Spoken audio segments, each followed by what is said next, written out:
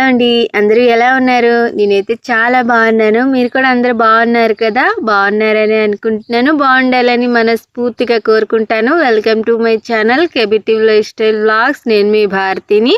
ఈరోజు వీడియో దీపావళి రోజునే ఎలా సెలబ్రేషన్ చేసుకున్నానో చూపిస్తున్నాను. వీడియో అయితే తెల్లవారి నుండి మొత్తం తీయలేదండి. కేవలం పూజ వరకే, ఇంకా దీపావళి ఎలా చేసుకున్నాను మాత్రమే చూపిస్తున్నాను. ఎందుకంటే చాలా వీడియోస్లో నేను చూపించున్నాను కదా పొద్దున్నే లేచి నుండి అంతా చేసుకునేది. ఇంక ఈ వీడియోలో ఎందుకులే అనేసి లెంత్ ఎక్కువ అయిపోద్దని ఇంకేం లేదు. అందుకనేసి కేవలం పూజ చేసుకునేది, ఇంకా దీపావళి రోజున ఎలా టపాకాయలు ఇవన్నీ కాల్చుకున్నానో చూపిస్తున్నాను. వీడియో అయితే చాలా బాగుంటుంది. స్కిప్ చేయకుండా లాస్ట్ వరకు చూడండి. వీడియో నచ్చితే మాత్రం ఖచ్చితంగా లైక్ చేసి సబ్స్క్రైబ్ చేసుకొని సపోర్ట్ చేయండి. ఇంకా ఫస్ట్ అయితే నేను తెల్లవారులేగానే అన్ని పనులు చేసేసానండి. అంటే బయట చేయాల్సిన పనులన్నీ, వాకిలి చిమ్మే, ముగ్గు వేయడము, ఇల్లు కడగడం అంటే ముందు రోజే చేసేసాను. ఈరోజు ఇల్లంతా క్లీన్ చేసేసాను కాబట్టి పండగ రోజు మాత్రము గడపకి కొద్దిగా నీరు వేసుకొని తడిగుడ్డతో తుడిచేసి ఇంకా పసుపు వేసుకొని నీట్గా పసుపు అయితే రాసుకొని పసుపు కుంకుమలు అయితే వేసుకున్నాను. చిన్న చిన్న ముగ్గులు వేసుకొని, అంటే పండగ రోజుల్లో మాత్రమే కదా మనం ఈ గడప కట్టకి, అంటే కాలు కట్ట అంటారు, కొంతమంది దారబందరం అంటారు. ఇలాంటి పండగ రోజుల్లో మాత్రమే మనం పసుపు రాసి ముగ్గులు వేసుకుంటాము. ఇంక ఈరోజు దీపావళి అని ఇంకా పసుపు రాసి ముగ్గు అయితే వేశాను. ఇంకా దాని తర్వాత ప్రసాదం అయితే దేవుడికి చేస్తున్నానండి. ఈరోజు నేను పొంగలన్నం చేద్దాం అనుకున్నాను. కాకపోతే ఎప్పుడు పొంగలన్నము పరమాన్నము ఇదే అయిపోతుంది అనేసి మొన్న సూపర్ మార్కెట్కి వెళ్ళినప్పుడు పాయసం పుల్లలు అయితే తెచ్చానండి, సేమియా పుల్లలు. ఇంకా అవైతే ఉన్నాయనేసి ఈరోజు పాయసం చేసేద్దాం అనేసి ఫస్ట్ అయితే డ్రై ఫ్రూట్స్ వేగించుకున్నాను. డ్రై ఫ్రూట్స్ ఎండు ద్రాక్ష ఉన్ని జీడిపప్పుని బాదం పప్పు అయితే వేగించుకున్నాను, చిన్న చిన్న ముక్కలుగా కట్ చేసి. దాని తర్వాత సేమియా పుల్లలు కూడా నీట్గా వేగించేసుకొని, సేమియా పుల్లలు వేగిన తర్వాత దాంట్లో 2 గ్లాసులు నీరు అయితే వేసుకున్నాను. ఏ గ్లాస్తో సేమియా పుల్లలు తీసుకున్నానో ఆ గ్లాస్తోనే 2 గ్లాసులు నీరు వేసుకొని, ఆ నీరు సేమియా పుల్లలు 2 నీట్గా ఉడికిన తర్వాత ఇంకా పాలు కూడా 2 గ్లాసులు వేసుకున్నాను. ఏ గ్లాస్తో సేమియా పుల్లలు తీసుకున్నానో ఆ గ్లాస్తోనే పాలు వేసుకున్నాను. మీరు ఇంకొద్దిగా ఎక్కువ పాలు వేసుకున్నా సరే బాగుంటుంది. ఇంకా నేను ఈరోజు చేస్తుంది బెల్లం పాయసం కాబట్టి ఇంకా బెల్లం డైరెక్ట్గా పాయసంలో అయితే వేసేయకూడదు, పాలు ఇరిగిపోతాయి. అందుకని నేను వేరే గిన్నె పెట్టుకొని పొయ్యి మీద. ఇంకా బెల్లం అయితే పొడి లేదండి, పొడి ఉంటే మనము కొద్దిగా పాయసం చల్లారిన తర్వాత బెల్లం పొడి వేసుకొని కలిపేసుకుంటే అయిపోతుంది.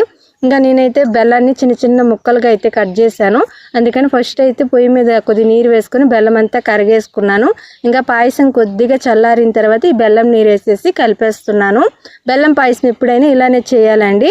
డైరెక్ట్గా బెల్లం పాయసంలో వేసేసామనుకోండి, పాలు మరిగేటప్పుడే వేసామనుకోండి బెల్లము, ఇంకా పాలు నీట్గా ఇరిగిపోతాయి అన్నమాట. అందుకని కొద్దిగా పాయసం చల్లారిన తర్వాత బెల్లం పొడి అయినా వేసుకోవచ్చు, బెల్లాన్ని కరిగించి బెల్లం నీరైనా వేసుకోవచ్చు. ఇంకా నేను బెల్లం నీరు వేసుకున్న తర్వాత ఈ డ్రై ఫ్రూట్స్ కూడా వేసేసుకున్నాను, వేగించి పక్కన పెట్టుకున్నాయి. ఈ డ్రై ఫ్రూట్స్ నెయ్యిలో వేగించుకున్నానండి, చాలా బాగా మంచి వాసన వస్తుంది. ఇంకా ప్రసాదం పాయసం చేయడం అయిపోయిన తర్వాత దేవుడి పట్టాలన్నీ నీట్గా తుడిచేసి దేవుడి పట్టాలన్నిటికీ బొట్లు పెట్టి ఎక్కడ పట్టాలి అక్కడైతే నీట్గా సర్దుకున్నాను. దేవుడి సామాన్లు మాత్రం నిన్నే నీట్గా కడిగేసి అయితే పక్కన పెట్టుకున్నానండి. అంటే ముందు రోజు ఇల్లంతా క్లీన్ చేశాను కదా, అప్పుడే దేవుడి గిన్నెలు కూడా కడిగేసుకుని అయితే పక్కన పెట్టుకున్నాను దేవుడి సామాన్లు. దేవుడి దగ్గర నీట్గా సర్దుకోవడం అయిపోయిన తర్వాత కొన్ని మట్టి ప్రమిదలు అయితే కొనుక్కొని తీసుకొచ్చానండి. దీపావళి రోజు మట్టి ప్రమిదలతో దీపం వెలిగిస్తే చాలా మంచిదంట. ఈ మట్టి ప్రమిదల దీపాలు బయట వెలిగించడానికి అయితే తీసుకొచ్చాను. ఇంక ఈ మట్టి ప్రమిదలు అన్నిట్లో కూడా ఒత్తులు వేసుకొని నూనె అయితే వేసుకుంటున్నాను, నువ్వుల నూనె. ఇవి మళ్ళీ కూడా బయట వెలిగిస్తాను. ముందైతే సర్దుకొని పక్కన అయితే పెట్టుకుంటున్నాను. దేవుడి దగ్గర కూడా మట్టి ప్రమిదలు పెట్టుకొని దీపాలు అయితే పెట్టుకున్నానండి. 4 ప్రమిదల్లో అయితే దేవుడి దగ్గర దీపం పెట్టాను. దీపావళి కదా, ఒక 4 అంటే ఇంకా 2 దీపాలు ఎక్స్ట్రా పెట్టాను అనమాట. దేవుడి దగ్గర దేవుడి సామాన్లు ఉంటాయి కదా, స్టీల్ సామాన్లు, వాటిల్లో దీపం పెట్టేదాన్ని. కాకపోతే దీపావళి అనేసి ఈరోజు మట్టి ప్రమిదలోనే దీపం పెట్టాను. దాని తర్వాత ప్రసాదం చేశాను కదా పాయసము, అది కూడా పెట్టేశాను.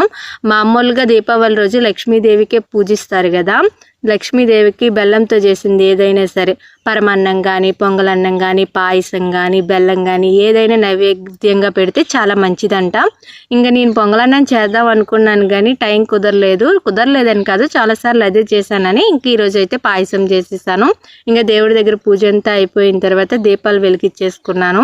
ఇంకా కరెంట్ అయితే కరెక్ట్గా నేను ఈ దీపాలన్నీ వెలిగించాను, కరెంట్ పోయిందండి. అప్పుడు కూడా చిన్న క్లిప్ అయితే వీడియో తీశాను. ఫస్ట్ అయితే గడప కట్టకాడ ఒక 2 దీపాలు అయితే పెట్టుకున్నాను. ఈ దీపాలు తూర్పుకి తిప్పి పెట్టాలో మన ఇంటికి తిప్పి పెట్టాలో నాకు సరిగ్గా తెలియలేదు. ఇది కొద్ది రాగానే అనుకుంటున్నాను, ఎట్ట పెట్టానో నాకు కూడా సరిగ్గా తెలియక పెట్టాను. ఇంకా మిగతా దీపాలన్నీ కూడా మాకు బయట ఒక చిన్న అరగోడ ఉంటుంది, మీ అందరు చూసే ఉంటారు రేకుల కింద. ఆ గోడ మీద మిగతా దీపాలన్నీ పెట్టేశాను. ఇంకెక్కడ కూడా దీపాలు పెట్టలేదండి. దేవుడి దగ్గర పెట్టాను, మా కాలు కట్టు గడబెట్టి అరగోడ మీదే పెట్టాను. మిగతా ఎక్కడైనా పెట్టడానికి కూడా లేదు.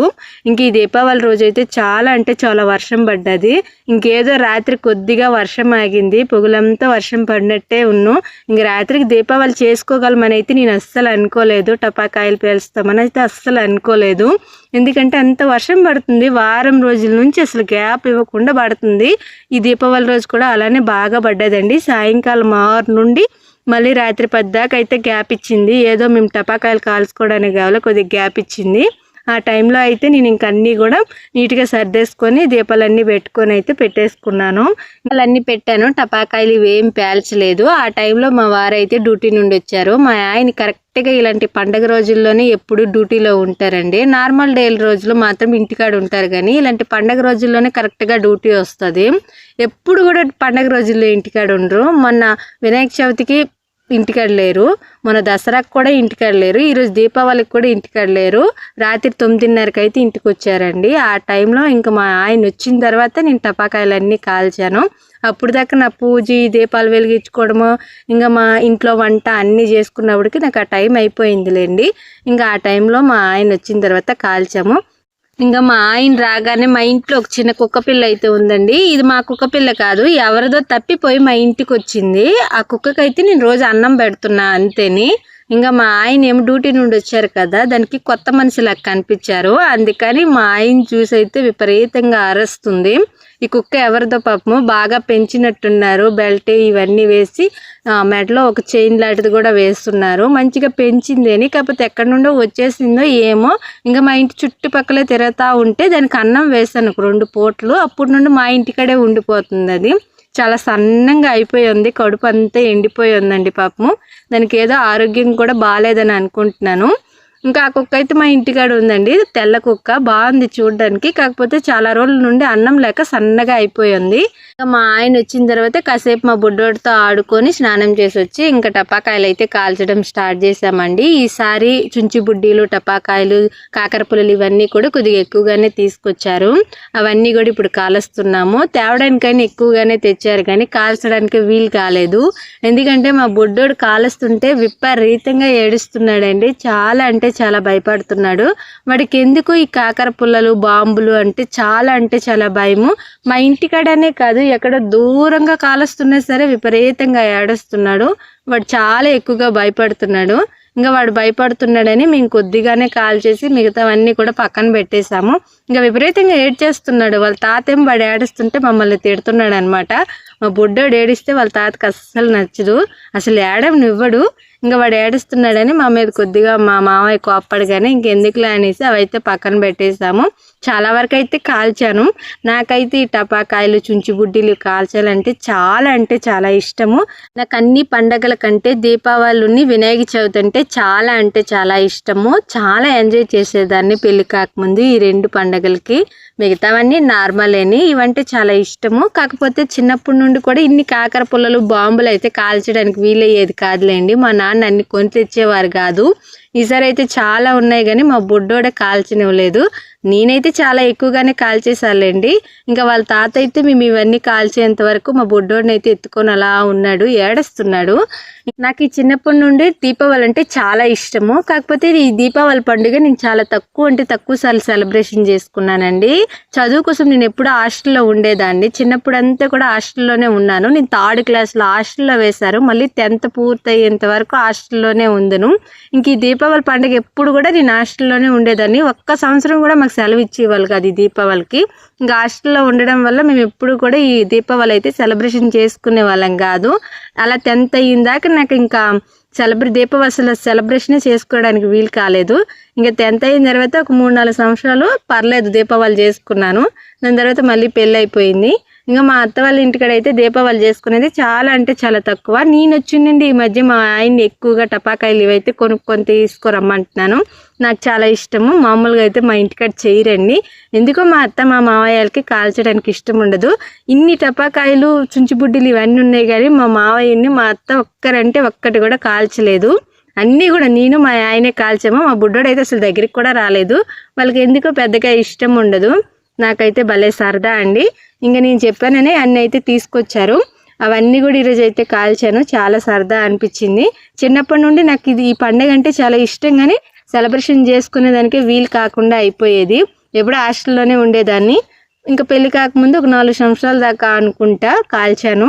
అది కూడా పెద్దగా ఎక్కువ కాల్చేదాన్ని కాదులేండి, కొద్దిగానే మా నాన్న తీసుకొచ్చేవారు. ఎక్కువగా రేటు ఉండేటి కదా, అన్ని ఎందుకులే అమ్మ ఒక 10 నిమిషాలు సంతోషానికి అన్ని డబ్బులు అని అనేవాళ్ళు. ఇంకా అప్పుడు కూడా ఎక్కువగా నేను కాల్చేదాన్ని కాదు. ఈసారి అయితే మా ఆయన చాలా ఎక్కువగా తీసుకొచ్చారు, బాగా కాల్చాను. కరెక్ట్గా 9:30కి మా ఆయన వచ్చారు. 10 గంటల నుండి స్టార్ట్ చేస్తే 12 దాకా కాల్చుకునే ఉన్నాము. అయితే బాంబులు ఏవి పేల్చలేదండి. బాంబులు పేలిస్తే చాలు మా బుడ్డోడు అయితే విపరీతంగా ఏడుస్తున్నాడు. వాడి ఇంట్లో వెళ్ళి దాక్కోయినాడు, దగ్గరికి రమ్మన్నా రాలేదు.